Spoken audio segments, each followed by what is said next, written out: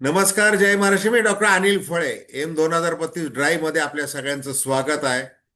ढगफुटी सुरू आहे महाराष्ट्रामध्ये बऱ्याच ठिकाणी आणि राजकारणात सुद्धा ढग फुटतात आहे. शरदचंद्र पवार राष्ट्रवादी काँग्रेस नेमकी काँग्रेसमध्ये विलीन होणार की एनडीए सोबत जाणार, म्हणजे पाठिंबा देणार की दोन्ही राष्ट्रवादीचं विलिनीकरण होणार, याबद्दल सर्वांना अतिशय उत्सुकता आहे.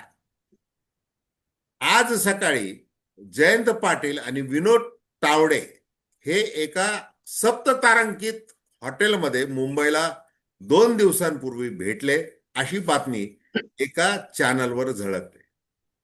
जयंत पाटलांना विचारण्यात आलं की तुमची भेट झाली का? त्यांनी सांगितलं की माझी भेट झालेली आहे आणि आमच्या अनौपचारिक अशा गप्पा झालेल्या आहेत.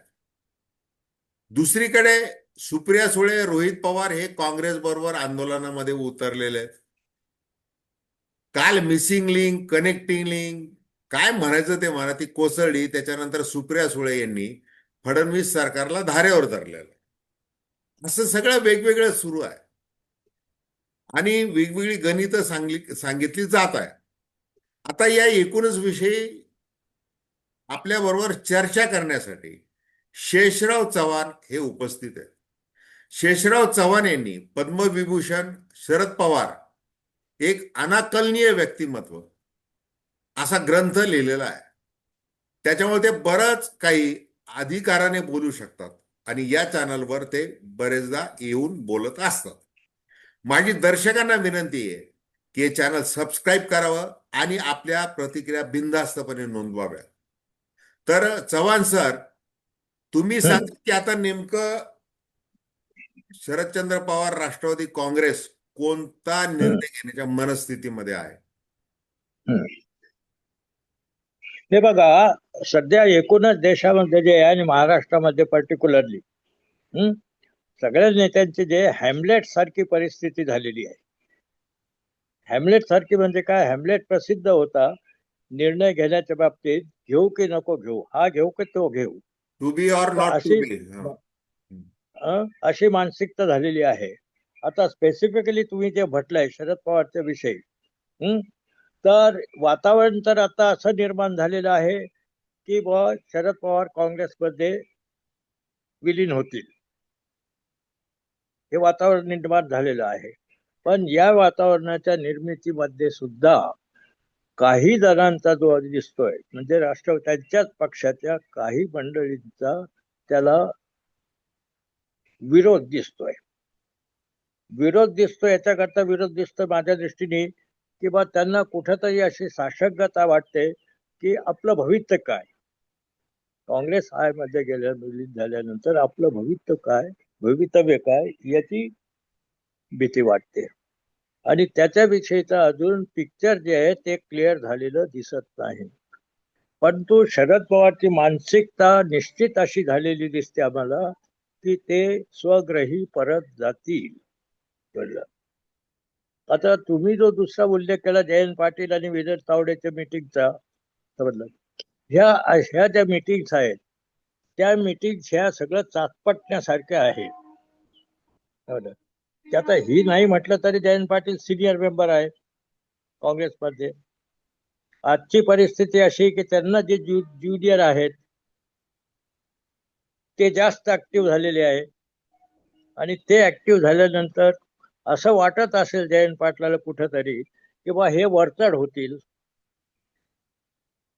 तर त्या परिस्थितीमध्ये मग आपण जे आहे दोन्हीकडे हात ठेवायचा अशी काही भूमिका असू शकते. परंतु जयंत पाटील जे आहे ते काँग्रेसमध्ये राहिलेले आहे, शरद पवारला निष्ठावंत राहिलेले आहे, यात शंकाच नाही.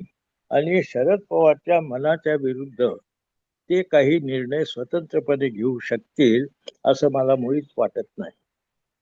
आता हे आधी दुसरं एक सध्या जे झालेलं आहे राजकारणामध्ये की मॅच्युअर माणसं इमॅच्युअर सारखे वागायला लागलेले आहेत आणि इमॅच्युअर माणसं जी आहेत ती मॅच्युअर सारखं पोस्ट करायला लागलेली आहेत.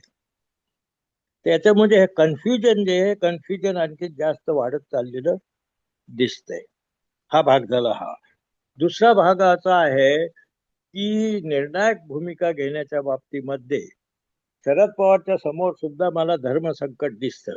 मानसिकता तर त्यांची झालेली दिसते, पण तू उडी मारायच्या पूर्वी धर्मसंकट त्यांच्या समोर झालेलं दिसतंय. धर्मसंकट काय दिसतंय की आता आपण गृहीत धरा की 29चे इलेक्शन होणार आहेत. ते 29च्या इलेक्शन पर्यंत महाराष्ट्रामध्ये जे नवीन नेतृत्व उदयास येत आहे त्या नवीन नेतृत्वाचं भवितव्य काय राहील. आता नवीन नेतृत्व जे उदयास येत आहे ते फक्त दोनच आहेत आजच्या घडीला. दोन कोण आहे? सुप्रिया सुळे आणि रोहित पवार. दोघे अगदी ऍक्टिव्ह झालेले आहे. पण तो माझ्या दृष्टीनं 29चं पिक्चर जे आहे, 29चे इलेक्शन होणार असं गृहीत धरलं तर 29च्या इलेक्शन मध्ये सुप्रिया सुळेला पार्लमेंटमध्ये जाण्याचे फार कमी चान्सेस राहतील. त्याच्यामुळे तिचं सुद्धा जे कॉन्सन्ट्रेशन महाराष्ट्रामध्येच राहील. मग आता दोघांचं कॉन्सन्ट्रेशन बाकीचं सध्या आपण बाजूला ठेवू, पण या दोघांचं कॉन्सन्ट्रेशन जर महाराष्ट्रावर राहिलं तर मग निश्चित प्रश्न चीफ मिनिस्टरच्या बाबतीत येईल. मग कोण? तर हे धर्म संकट मला शरद पवारच्या समोर उभं राहिलेलं दिसतं. नाही तुम्ही आणि शरद पवार, हा बोला. नाही तुम्ही हे महत्वाचा मुद्दा मांडताय. आता हा, सुप्रिया सुळे राष्ट्रीय राजकारणात रमलेल्या आहेत. त्यांना हो उत्कृष्ट संसदपटू म्हणून 8-9 वेळेला पुरस्कार मिळालेला हो आहे. हो परदेशात त्यांचं शिक्षण झालेलं आहे. इंग्लिशवर त्यांचं हो प्रभुत्व आहे. आणि हो. मुळात ज्या वेळेला अजितदादा पवार होते त्यावेळेला हम्म, दादाला मला मुख्यमंत्री झालेलं पाहायचंय असं त्या वारंवार हो म्हणत आलेलं आहे. हो. आणि एवढं सुद्धा त्या म्हणल्यात की आता 2029 मध्ये बारामतीमध्ये तरी पवार विरुद्ध पवार होणार नाही असं हम्म, त्यांनी जाहीर करून टाकलेलं आहे. हो. दुसरीकडे रोहित पवार हे भारतीय हम्म, जनता पार्टीच्या अ, धोरणांवर निर्णयावर एकदम तुटून हम्म, पडलेले आहे. ते हम्म, एकही संधी सोडत नाही. जसं काल हम्म, ते छत्रपती संभाजीनगरमध्ये आले, ते अभिजित दिपके हम्म, बाकीच्यांबरोबर त्यांनी आंदोलन केलं. असं हम्म, अनेक उदाहरणं आहेत. हम्म, मग आता रोहित पवार यांना जर विचारलं सुप्रिया सुळेंचं नेतृत्व म्हणजे या पक्षाला नेतृत्व हम्म, कोण देणार, तर त्यांनी ते हम्म, सुप्रिया सुळे हे नाव घेतात. हम्म, आता मग ज्या वेळेला जुलै 2023 मध्ये या राष्ट्रवादी काँग्रेसचं विभाजन झालं, हम्म, अजित पवार काही आमदारांसह बाहेर पडले आणि मग मला हम्म, मुख्यमंत्री पदाचा संधी आली होती 2004 हम्म, मध्ये देखील, तरी ते का केलं हम्म, नाही. त्याच्यानंतर हम्म, विकासासाठी म्हणून भारतीय जनता पार्टी बरोबर जायचंय ते का केलं नाही वगैरे वगैरे असं ते सगळं झालं होतं. हम्म, हम्म, मग सुप्रिया सुळेंनाच पुढं आणायचं आहे. त्यांना राष्ट्रवादी हम्म, काँग्रेसचं कार्यकारी अध्यक्ष त्यावेळेला केलं होतं. हो. तेही खटकलं होतं या अजित पवार राष्ट्रवादी काँग्रेसच्या अनेक नेत्यांना. हम्म, या सगळ्या परिस्थितीमध्ये सुप्रिया सुळेंनी जर असं ठरवलेलं आहे की आपल्याला त्या अर्थाने नेतृत्व घडवायचंय, त्याला उंचीवर न्यायचंय आणि ते हम्म, महाराष्ट्रामध्ये न्यायचंय. हम्म, मग अशा वेळेला जर तुम्ही असं म्हणताय की ते काँग्रेसमध्ये पुन्हा जाऊ शकतात, तर त्या हम्म, परिस्थितीत हे कसं शक्य आहे? नंबर एक. नंबर हम्म, दोन, हम्म, काँग्रेसचे जे नेते आहेत हम्म, म्हणजे महाराष्ट्रामधले, हम्म, ते डावलून राहुल गांधी किंवा हम्म, सोनिया गांधी, आता हम्म, शरद पवार जर काँग्रेसमध्ये आले पुन्हा, तर हम्म, मग आपले जे नेते आहेत, हम्म, हर्षवर्धन सपकाळे, विजय वडेट्टीवारे, बाकीचे अनेक जण आहेत, हम्म, म्हणजे पृथ्वीराज हम्म, चव्हाण आहेत, हम्म, वेगवेगळे नेते आहेत, हम्म, नाना पटोले आहेत. हम्म, हम्म, आता त्यांच्या आपसामध्ये लाथाळ्या असतात, हा भाग वेगळा. ती काँग्रेसची संस्कृती हम्म, आहेच आहे. पण हम्म, त्यांना सगळ्यांना बाजूला करून, साईडला करून सुप्रिया हम्म, सुळेंना कसं पुढे आणता येईल, असं हे केलं हम्म, जाऊ शकतं का? आणि हम्म, माझ्या ऐकण्यात असं आलेलं आहे की हम्म, काँग्रेसमध्ये विलिनीकरण करायला आम्हाला अडचण नाही, परंतु हम्म, आम्हाला ज्या पोस्ट दिल्या पाहिजेत आणि आमचं वर्चस्व महाराष्ट्रामध्ये निदान ते राहायला पाहिजेत पक्षावर, हम्म, अशा पद्धतीने हम्म, मागणी करण्यात आलेली आहे राष्ट्रवादी काँग्रेस शरदचंद्र पवार गटाच्या कडून, या हम्म, पक्षाकडून. हम्म, त्यामुळे तिचं हम्म, काही अडलेलं आहे असं हम्म, सुद्धा आहे. हम्म, मग आता समजा सुप्रिया सुळे हम्म, यांना समोर ठेवून शरद पवार काय करणार हम्म, आहे, त्याच्यानंतर हम्म, रोहित पवार. हम्म, आता त्यांना तुम्ही जे धर्मसंकट म्हणताय, म्हणजे त्यांचा हम्म. चॉईस नेतृत्वा संबंधी आहे की कुठल्या विचारसरणीच्या पक्षाबरोबर जाण्याच्या संदर्भात आहे? कुठलं धर्मसंकट म्हणताय? हम्म. नाही नाही, धर्म संकट जे आहे या चॉईसच्या बाबतीमध्ये, कुठला चॉईस? जेव्हा ही स्टेज येईल की आपला रोहित पवार आणि सुप्रिया सुळेमध्ये निवड करावी लागेल, ती सिच्युएशन ज्यावेळेस निर्माण होईल महाराष्ट्रामध्ये, त्यावेळेसचं धर्मसंकट म्हणतो मी. आता तुम्ही जे आता विश्लेषण केलं याचे दोन भाग आहे. आता अजित पवारच्या असेपर्यंत तो भूतकाळ झाला, तो आता सोडून द्या, ते चॅप्टर क्लोज झालेलं आहे. आता दोन्ही, मला असं वाटत होतं की दोन्ही राष्ट्रवादी एकत्र होतील, पण तो आता मला नाही वाटत की दोन्ही राष्ट्रवादी एकत्र होऊ दिल्या जातील. त्याचं कारण जे आहे, ते कारण हे आहे की या सुनित्रा पवार आणि पार्थ पवार यांना दिल्लीने वेठीस धरलेला आहे. यांच्या समोर एकच पर्याय त्यांनी ठेवलेला आहे की बा तुम्ही जर राष्ट्रवादी काँग्रेसमध्ये शरद पवारकडे गेलात, तर पहिली गोष्ट तुम्हाला सुनित्रा पवारला जे आहे ते चीफ मिनिस्ट्री गमावं लागेल, डेप्युटी चीफ मिनिस्ट्री गमावं लागेल, आणि फक्त आमदार राहावं लागेल. तर याच्याकरता तुमची तयारी आहे का, हे त्यांच्या समोर एक त्यांनी ठेवलेलं आहे. दुसरं, पार्थ पवारवरचं तर त्या पुण्याच्या भानगडी आहेत, ते लटकती तलवार ठेवलेली आहे. म्हणजे त्यांच्यावर अशी परिस्थिती, मानसिकता निर्माण केलेली मला दिसते की या दोन गोष्टीपासून जर तुम्हाला वाचायचं असेल सर, तर तुमचा हात खाली घ्या. राष्ट्रवादीमध्ये, हात हात येतोय सारखा. हा, हा. राष्ट्रवादीमध्ये न जाणे, तर तो तर विषय आता संपताच जमा आहे माझ्या दृष्टीने. आता फक्त विषय जो आहे तो जो आहे की काँग्रेसमध्ये विलीन व्हायचं किंवा नाही, हाच प्रश्न आहे. काँग्रेसमध्ये विलीन होताना तुम्ही जे म्हटलेलं आहे की जे दुसऱ्या फळीचे लोक आहेत काँग्रेसमधले, त्यांना निश्चितच असं वाटतंय की आपलं भविष्य काय राहणार आहे, आपल्याला काही पद मिळणार आहेत की नाही. तर ते आपल्या पदासाठी जे आहे ते सातपडणी करीत आहेत, आणि त्यांना पदाची जर हे झाली तर त्यांचा विरोध संपेल.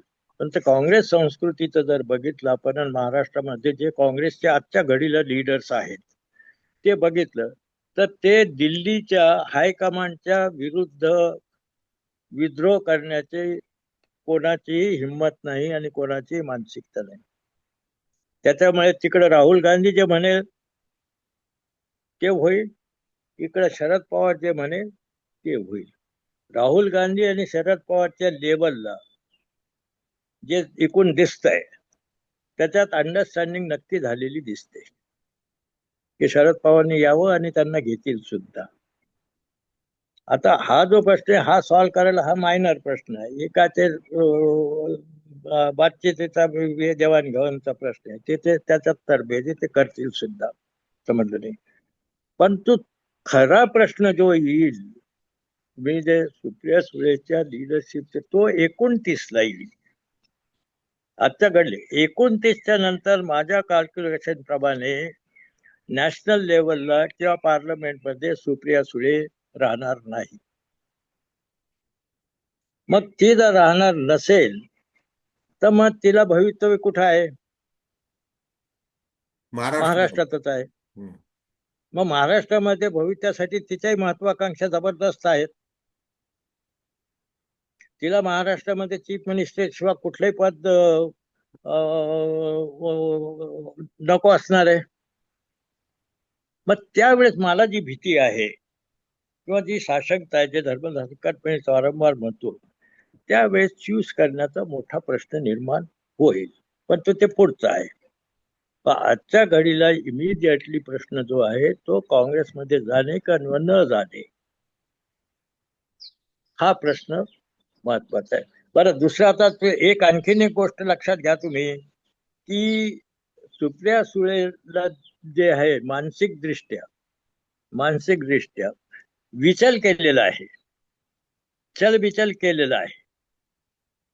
कसं चलबिचल केलेलं आहे माझ्या दृष्टीने, किंवा तुम्हाला जर 29च्या नंतरचं भविष्य पाहिजे असेल तर भाजपबरोबर राहणे आणि भाजप त्या सगळ्या बरोबर भाजपमध्ये नाही, पुन्हा पुन्हा सांग. भाजपबरोबर भाजप बरोबर राहणे हा. ही मानसिकता त्यांची चलबिचल केलेली दिसते मला.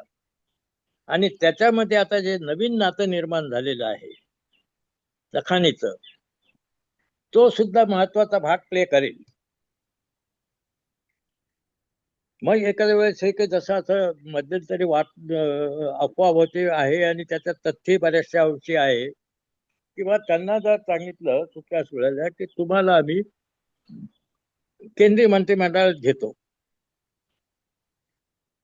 तर केंद्रीय मंत्रिमंडळात घेतो म्हटल्यानंतर तर नॅचरली जे आहे, सायकोलॉजिकली जे आहे, कोणी माणूस असो कोणी व्यक्ती असो आपला भविष्याच्या उज्ज्वल भविष्यासाठी चलबिचल होईल. तर तशी अवस्था झालेली मला दिसते. पण त्याचा आता तो ते म्हणतात ना, ऊंट किस करवट पर बैठता है, ते आज नाही सांगतायत. त्या सगळ्या या डेव्हलपमेंटवर होईल.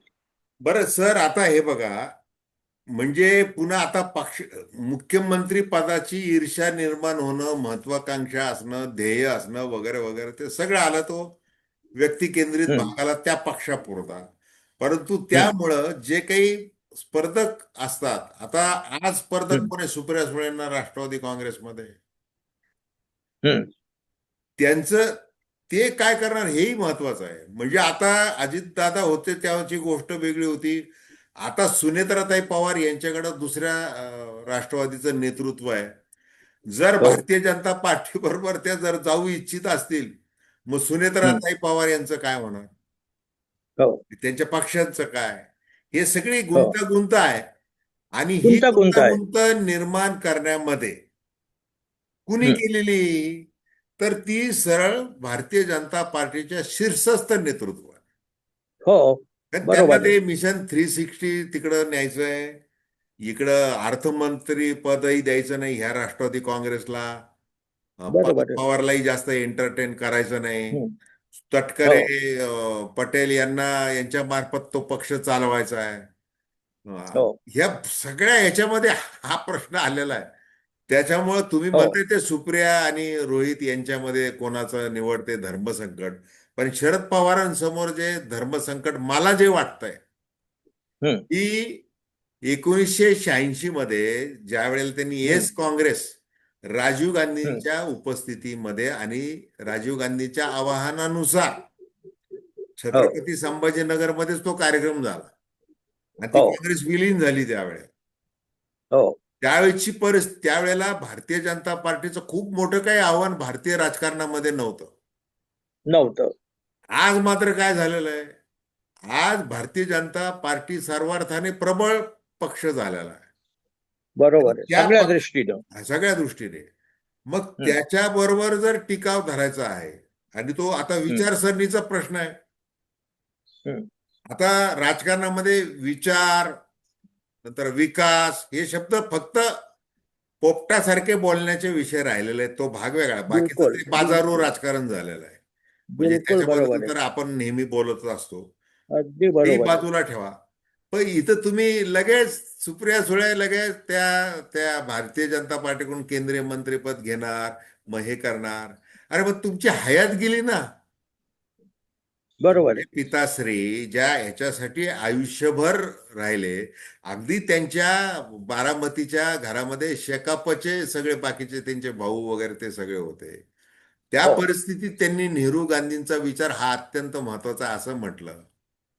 मग 78 साली त्यांनी केला प्रयोग, त्याच्यानंतर ते 86ला काँग्रेसमध्ये आले, पुन्हा हो 1999 मध्ये हो ते बाहेर पडले. परंतु त्यांनी हो काँग्रेस ह्या शब्दापासून कधी फारकत घेतली नाही.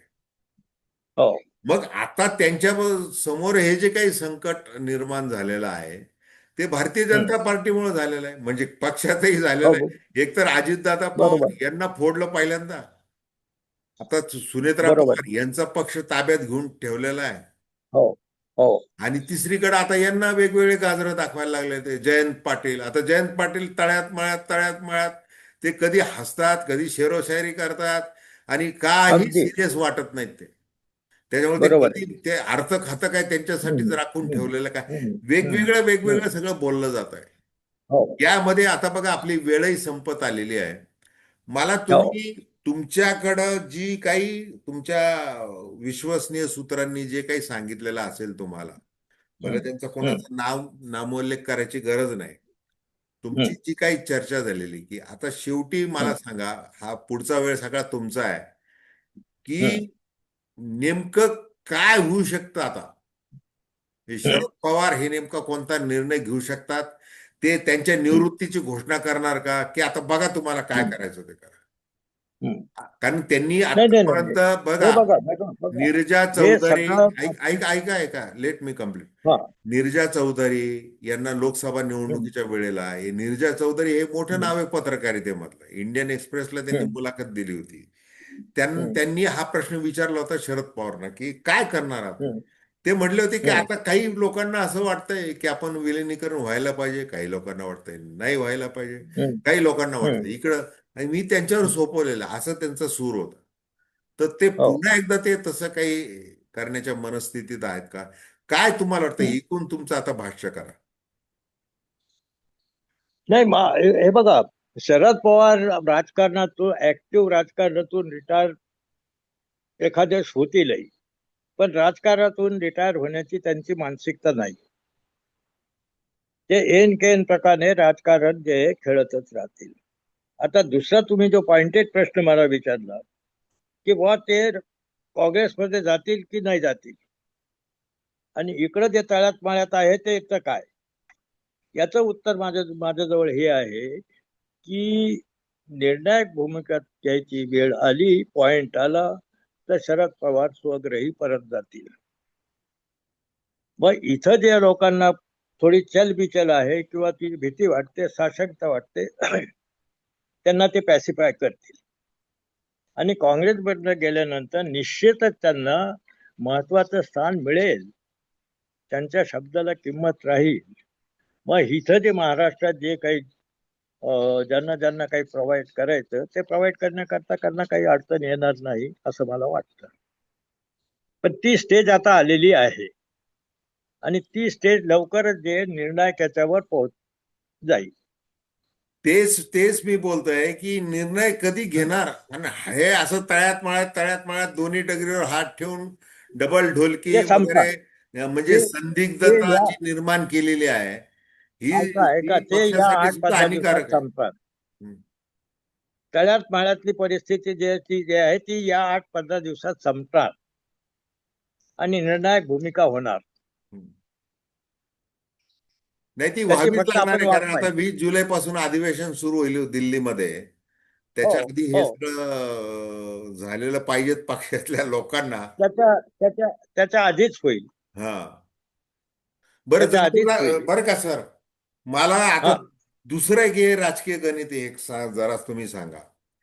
आता हा अमित शहा हे, हा यांना उपपंतप्रधान व्हायचंय का 2029 मध्ये त्यांना पंतप्रधान, जे आपण हम्म उमेदवार असू, अशा पद्धतीने हम्म रचना करतात आहे.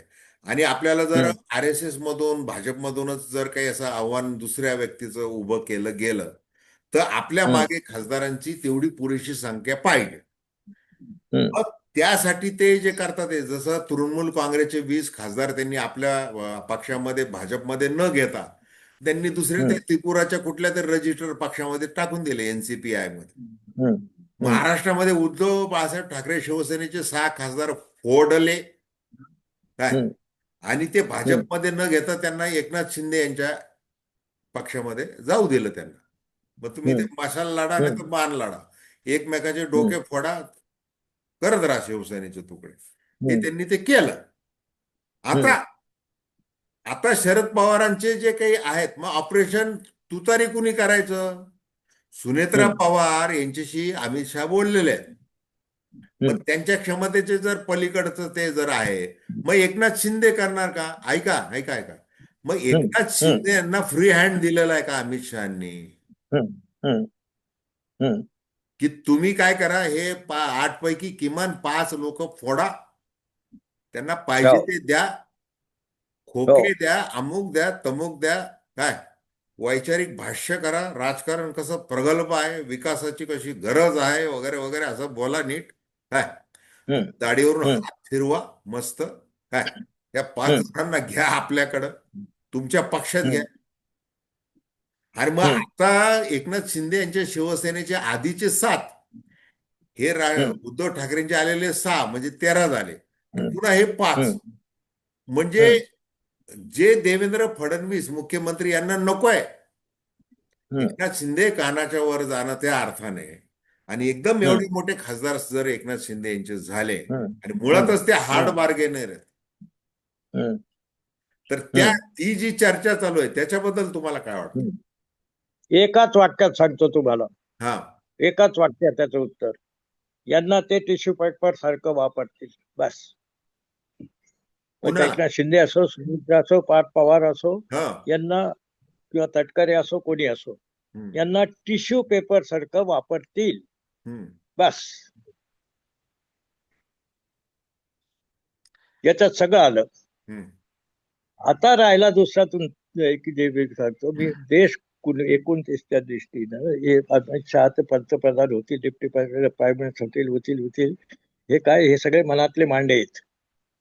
दे will prove exercise in futility म्हणतात इंग्रजीमध्ये. हे सगळे प्रश्न फळे साहेब केव्हा येतील? जेव्हा 29चं इलेक्शन झालं तर. 29चं इलेक्शन होतं का नाही होत, हा खरा दूरदर्शीपणा आहे. याच्यावर विचार आपल्याला करण्यात. स्वतंत्र बोलावं लागणार आहे, कारण तुम्ही फार गंभीर बोलताय. हो हो हो, अनालिसिस करून सांगतो मी, की कुठं एकाच याचं सांगतो की नरेंद्र मोदी आपला स्वभाव, आपली मानसिकता, आपली महत्वाकांक्षा पूर्ण करण्यासाठी जे करावं लागेल त्यांना ते करतील. आणि आज देशामध्ये जे पेपर फुटी अमकं धमकं चाललेलं आहे, देशाला हळूहळू अराजकतेकडे नेलं जाईल, समजलं. आणि मग जे उद्दिष्ट 29ला साध्य करायचं ते केलं जाईल. बापरे हा बाप. फार दूरदर्शी, फार डिप्लोमॅटिक प्रश्न आहे हा. परंतु ज्यांना अभ्यास आहे याचा, ते निश्चित या दिशेने विचार करायला लागतील. पण याच्यावर आपण स्वतंत्र एक एपिसोड नाही होऊ नाही नाही, शकतो. मी अहो तुम्ही ते बॉम्ब गोळा टाकला शेवटी जाता जाता. तुम्ही हे जे काय बोलताय याच्यावर आपण नक्की लगेच ताबडतोब, तुम्ही वेळ द्या, उद्या आपण उद्या ताबडतोब हे करू, बरं का? करा आणि करा आता दर्शकांना करा. विनंती आहे, हा. दर्शकांना विनंती आहे की आता ही जी काही चर्चा ज्यांनी पूर्ण ऐकलेली आहे, त्यांनी हा पुढचा एपिसोड जो असेल, शेषराव चव्हाण यांनी जो सांगितलेला आहे नवीन मुद्दा, तो ऐकण्यासाठी हे चॅनल अवश्य सबस्क्राईब करा आणि आपल्या प्रतिक्रिया बिनधास्तपणे नोंदवा. तर शेषराव चव्हाण सर, खूप खूप धन्यवाद, तुम्ही वेळ दिला.